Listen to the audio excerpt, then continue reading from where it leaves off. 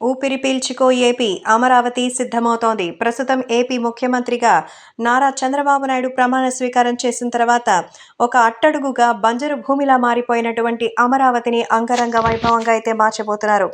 ప్రస్తుతం అమరావతికి సంబంధించి అందరూ కూడా ఎంతగానో ఎదురు చూస్తున్నారు.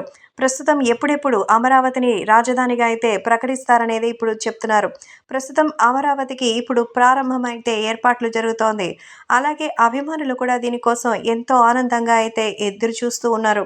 సో ప్రస్తుతం వచ్చినట్టు అమరావతికి స్తూపం ఏర్పాటు చేసి ఇప్పటిదాకా ఎంతో కాలం అవుతోంది. త్వరలోనే అమరావతికి కల సాకారం కాబోతోందని ఆంధ్రప్రదేశ్కి అభివృద్ధి పథంలో నడిపించడానికి చంద్రబాబు నాయుడు నడుం బిగించారని, ప్రస్తుతం అమరావతి రాజధానిగా ఎందుకు ఏర్పాటు చేశారో తెలిసిందే. దాదాపు 8,600 చదరపు కిలోమీటర్లకి సంబంధించి భారీగా అమరావతిని సరికొత్త రాజధాని నగరంగా అయితే ఏర్పాటు చేశారు. ప్రస్తుతం మన చంద్రబాబు నాయుడు అమరావతికి సంబంధించినటువంటి ఏర్పాట్లను ప్రారంభించి భారీగా అయితే మన రాజధానిగా అనౌన్స్ చేయడానికి సిద్ధంగా ఉన్నట్టుగా అయితే తెలుస్తోంది.